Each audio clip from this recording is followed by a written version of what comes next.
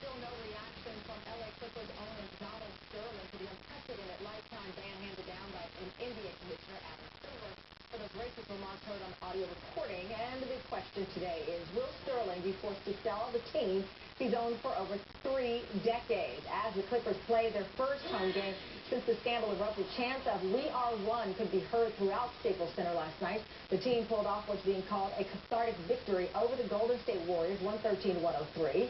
The "We Are One" mantra was displayed on the Clippers website just minutes after NBA Commissioner Adam Silver delivered the historic ruling. Effective immediately, I am banning Mr. Sterling for life from any association with the Clippers organization or the NBA. As for Mr. Sterling's ownership interest in the Clippers, I will urge the Board of Governors to exercise its authority to force a sale of the team, and will do everything in my power to ensure that that happens. Silver is getting tremendous praise from current and former players, coaches, and fans across the country. And while Clippers players did not have a lot to say about the ordeal prior to Silver's ruling, last night many were vocal about their satisfaction with his decision and the support from the fans. It's one of the most emotional things I think I've ever been a part of. We have a tough locker room, and all of us are tough, but it almost brought tears to the eyes just to feel the support from, our fans. I think it definitely made sense, and I think it was the right thing. Well, Sterling's fate as an owner now lies with the 29 other owners. At least 22 of them will have to agree to Silver's recommendation that Sterling be forced to sell, and so far it seems likely that will happen. Just about all of them have released a statement or shared some message on social media supporting the commissioner's decision. Dallas Mavericks owner Mark Cuban tweeted, "I agree 100% with Commissioner Silver's findings and the actions taken against Donald Sterling." You might recall Cuban originally said this could be a slippery slope.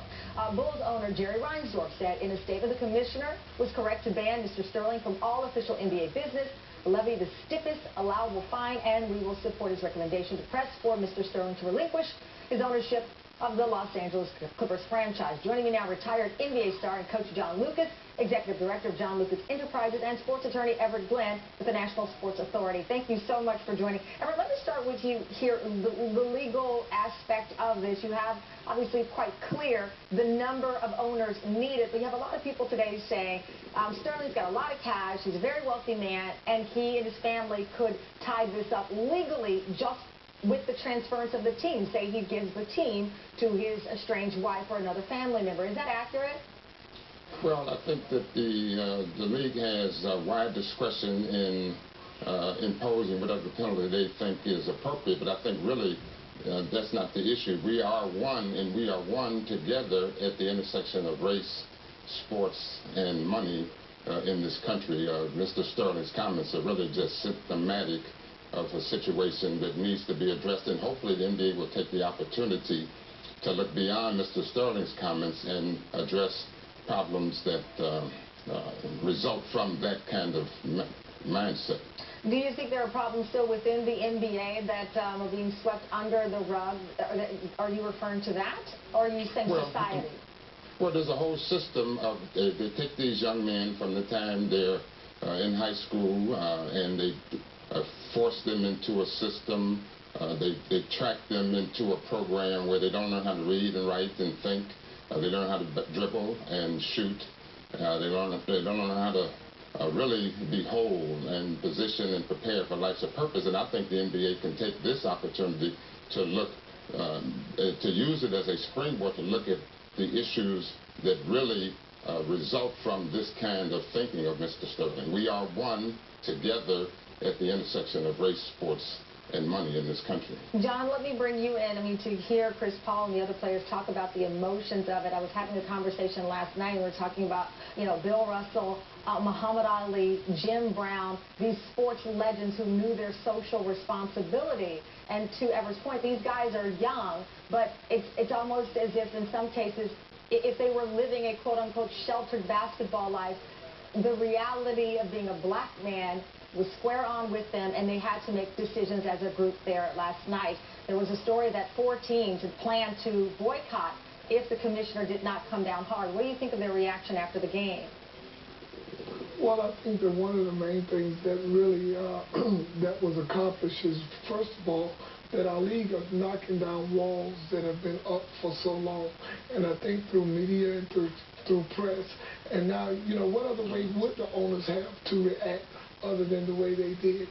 But for our young players, it is really good to see that happen, because they have lost the sense of where this league has come from and where it once was and where it was. From an economical source, from a money standpoint, from where it is, from taking care of retired players, from all the way the whole concept. So what is really coming forth is that a presence of them to remember what the past was about and to what still is there to knock down. And if we don't take advantage of this, then being that young, they don't know what has really happened to them. But what they can realize 10 years from now is what the impact of what this decision through Adam Silver did will impact what we can do. But if we don't continue to knock the walls down, there's nothing more we can do. And I think something that was also said, that we have to do a better job of educating our players of what that is. One of the reasons I got into grassroots basketball is to educate and to help them understand what that basketball, once you leave high school, is a business. It's not a sport. People use it as a business. Well, do you believe it's for the conversation to move forward, for the league to move forward, the owners have to provide those votes and force Sterling to sell, or if this is held up, will you be left unsatisfied? No, I don't think that's the issue. I think that the issue, it's too much economic dollars for him not to sell the team and for what the league is trying to represent, and especially with the We Are One concept. It's a bigger picture.